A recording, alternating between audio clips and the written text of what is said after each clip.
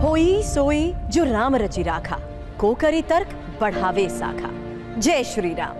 500 वर्षों की प्रतीक्षा के बाद रघुनंदन अवधपुरी लौट आए हैं और इस शुभ घड़ी पर हम आपको मर्यादा पुरुषोत्तम के दिव्य और भव्य राम मंदिर के दर्शन करवाएंगे। तकनीक का जमाना है तो राम मंदिर के 3D दर्शन करने के लिए हो जाइए तैयार। अभी आप जो दिव्य भव्य मंदिर देख रहे हैं, ये राम मंदिर का हूबहू मॉडल है और आस्था के इस शिखर का कण कण साक्षात आपके सामने होगा। विशाल परिसर, भूतल, प्रथम तल, द्वितीय तल पर कहां क्या है, कैसा है, एक एक छोटी बड़ी जानकारी आपके सामने होगी।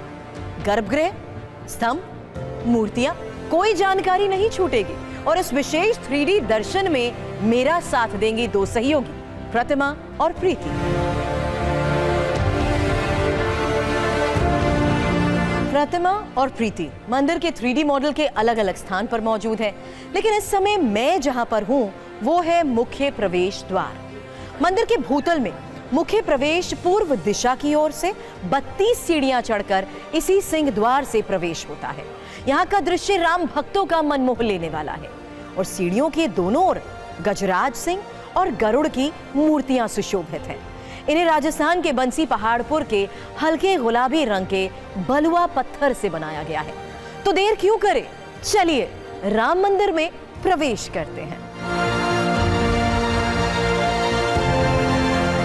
तो सुरभि, जब तक मंदिर के अंदर आए आपको बता दें कि सिंह द्वार के बाद आप भूतल में प्रवेश करेंगे। दरअसल यही वो पवित्र स्थान है जिसके बारे में कहा जाता है कि यहीं 23 दिसंबर 1949 की रात रामलला प्रकट हुए, जहां पर इस वक्त आप मेरी मौजूदगी देख रहे हैं। लेकिन आज यहाँ भगवान का गर्भगृह है। यहीं रामलला के बाल स्वरूप की 51 इंच की श्यामल प्रतिमा है। भक्तों को मूर्ति के 35 फीट दूर से दर्शन हो सकेंगे। रोचक बात तो यह है कि राम नवमी के दिन दोपहर 12 बजे सूर्य किरण रामलला की ललाट को छूती दिखेगी। सुरभि और प्रतिमा ने अद्भुत दर्शन आपको करवाए, लेकिन जब भूतल इतना सुंदर, इतना आकर्षक है, इतना विशाल है कि आप वहां प्रवेश लेंगे तो मन वहीं रम जाएगा। लेकिन प्रथम तल के बिना भी दर्शन अधूरे हैं, क्योंकि देखिए यहाँ आपको श्री राम दरबार नजर आ रहा है, जहाँ सिंहासन पर स्वयं भगवान राम, माता सीता विराजमान है। वहीं श्री राम के चरणों के पास राम भक्त हनुमान बैठे नजर आ रहे हैं।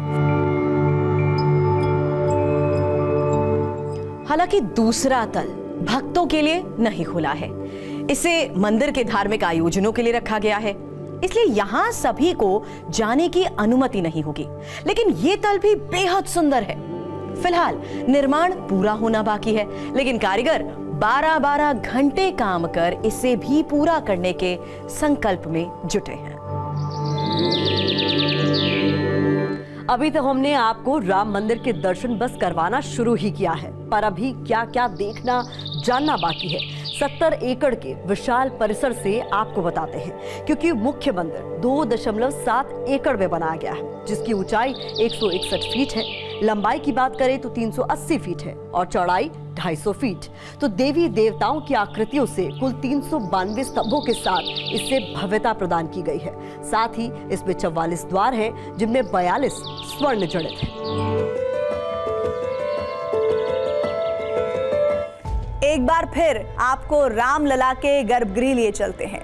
यहाँ विशेष ये है कि रामलला के बाल स्वरूप प्रतिमा के दर्शन से पहले चौखट पर इंद्र, कुबेर, ब्रह्मा, महेश की प्रतिमाएं तो 4 फीट के राम भक्त हनुमान भी दिखेंगे और विघ्नहर्ता गणेश भी, जबकि गर्भगृह में मांगलिक चिन्ह, वैष्णव तिलक, चंद्र, धनुष, जय विजय की मूर्तियां उकेरी हुई हैं। इसी तरह समुद्र मंथन की कथा भी कलाकृति से दर्शाई गई है।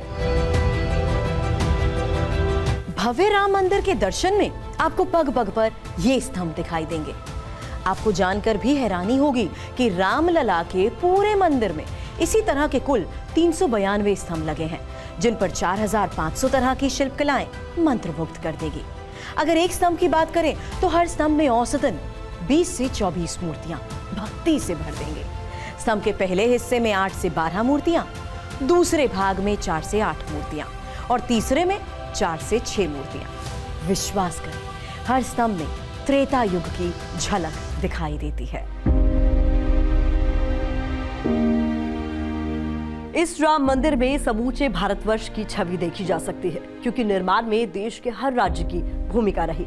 जैसे पत्थर उत्तर प्रदेश से आए, ग्रेनाइट कर्नाटक से, गुलाबी पत्थर राजस्थान से, गर्भगृह में इस्तेमाल हुआ मार्बल भी राजस्थान से ही आया, जबकि महाराष्ट्र से सागौन की लकड़ी, जिनका इस्तेमाल गर्भगृह के मुख्य कपाट को बनाने में भी हुआ है। इसके अलावा दीवारों की बात करें तो यहाँ मूर्तियों को उकेरने का काम उड़ीसा के कारीगरों ने किया है। गर्भगृह में रामलला के दर्शन करें तो 5 मंडप देखना भी ना भूलें। नृत्य, रंग, गूढ़, प्रार्थना, कीर्तन मंडप आपको भूतल में ही मिल जाएंगे। दरअसल मंदिर के मंडप अनुष्ठान के लिए स्तंभित हॉल होते हैं। अगर सिलसिलेवार तरीके से बात करें तो नृत्य मंडप का इस्तेमाल धार्मिक कृत्य और संगीत के लिए किया जाता है। रंग मंडप को नाट्य मंडप भी कहते हैं, जिसका इस्तेमाल संगीत के साथ नृत्य या नाटक के लिए किया जाता है। प्रार्थना मंडप में साधु संत प्रार्थना करते हैं। कीर्तन मंडप भक्ति पर आधारित भजन कीर्तन के लिए होता है। राम मंदिर दर्शन के लिए जाएं तो आयताकार परकोटा भी जरूर देखें। ये राम भक्तों का मन मोह लेगा। चारों ओर दिखने वाले परकोटे में 14 फीट चौड़ा मार्ग है और यहाँ भी 6 भव्य मंदिर बनाए गए हैं।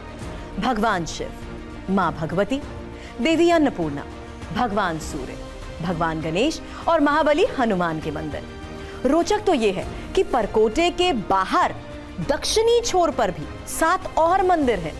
महर्षि वाल्मीकि, महर्षि अगस्त्य, महर्षि विश्वामित्र, महर्षि वशिष्ठ, माता शबरी, निषाद राज और अहिल्या के मंदिर।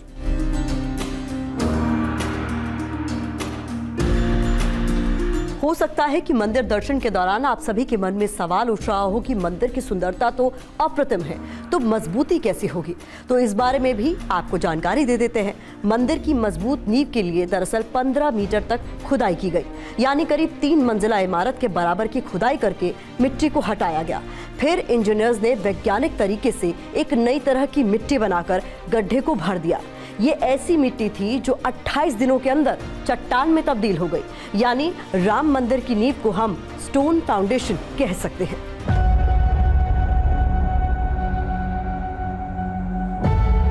आज सारा देश राममय है। सनातन आस्था का शिखर राम मंदिर बन चुका है। लेकिन इतिहासकारों के मुताबिक साल 1881 में राम जन्मभूमि में 2545 ही मकान थे। हिंदुओं की संख्या 9499, मुसलमान 2141 थे। इसी तरह मंदिर 96 और मस्जिद 36 पर लंबा समय बीत गया। वर्षों के त्याग और तप के बाद जन्म स्थान पर रामलला विराजमान है और समूचा भारतवर्ष हर्ष उल्लास के साथ रामोत्सव मना रहा है। अभी आप जिस राम मंदिर के 3D दर्शन कर रहे हैं, इसका निर्माण नागर शैली में किया गया है। हो सकता है आपने पहले भी इस बारे में कहीं सुना हो, लेकिन हम आपको बताते हैं नागर शैली की विशेषता क्या है। असल में नागर शैली हिंदू स्थापत्य कला की 3 प्रमुख शैलियों में से एक है। नागर शैली को उत्तर भारत में मंदिरों की सर्वश्रेष्ठ शैली मानते हैं और सबसे खास बात तो यह है कि नागर शैली के भवनों में लोहे और सीमेंट का इस्तेमाल नहीं होता और जिस वजह से इनकी आयु भी लंबी होती है। राम मंदिर परिसर में ही कुबेर टीला भी आपको नजर आएगा। कुबेर टीले का परिचय श्री रुद्रयामल में मिलता है। महादेव शिव और भगवती पार्वती के संवाद में श्री राम जन्मभूमि के 43 पौराणिक स्थलों की चर्चा है। उसमें से एक स्थान कुबेर टीला भी है। आप कुबेर टीले की ऊंचाई से श्रद्धालु राम मंदिर के दिव्य दर्शन कर सकेंगे। गर्भगृह से सटा प्रदक्षिणा मार्ग 1800 स्क्वायर फीट में फैला है और ये गोलाकार है। ऐसे में मोटे मकराना पत्थर को गोलाई में काटकर लगाना बेहद चुनौतीपूर्ण था। इसके लिए पत्थर को 108 तरह से काटा गया, तब जाकर फर्श तैयार हुआ। सोचिए कितनी बारीकी से मंदिर को ये सुंदर रूप देने का काम किया गया। ऐसा लगता है जैसे जिस तरह त्रेता युग में राम सेना ने लंका जाने के लिए सेतु का निर्माण किया, वैसे ही दिन रात एक कर रामलला का मंदिर भी तैयार हुआ।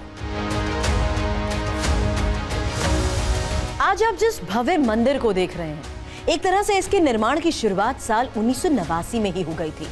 तब आंदोलन को धार दी जाने लगी थी। उस समय चंद्रकांत सोमपुरा अशोक सिंघल के साथ अयोध्या पहुंचे, लेकिन जन्मस्थान पर प्रतिबंध के कारण माप पट्टी का इस्तेमाल नहीं हो सका, इसलिए कदम से नाप किया। कुल 82 कदम में जगह तय हुई। हालांकि 2019 में सुप्रीम कोर्ट का फैसला आने के बाद इसमें कई परिवर्तन भी हुए। आज जन्मस्थान पर भव्य राम मंदिर का निर्माण हो चुका है, लेकिन 500 सालों तक रामलला ने प्रतीक्षा की। इस दौरान कई पुरातत्व सर्वे भी हुए। एएसआई की टीम ने जब खुदाई की तो कई चौंकाने वाले तथ्य सामने आए, लेकिन अयोध्या का पहला पुरातत्व सर्वे साल 1862-63 में ही हुआ था। हालांकि उस समय अलेक्जेंडर का निगम बौद्ध स्मारकों की खोज करने के लिए आए थे। बताया जाता है कि इस तफ्तीश में उन्हें विशाख लेख के सिक्के मिले। राम मंदिर की लड़ाई अदालत में 134 साल तक चली। पहली बार 29 जनवरी 1885 को फैजाबाद जिला कोर्ट में याचिका दायर की गई। ये अपील निर्मोही अखाड़े के रघुबर दास ने दाखिल की और दावा किया गया कि चबूतरे पर ही श्री राम का जन्म स्थान है। हालांकि जज पंडित हरिकिशन ने याचिका खारिज कर दी। बाद के साल में यही कानूनी संग्राम देश के सर्वोच्च न्यायालय में पहुंचा और फिर जो हुआ वो आपके सामने है।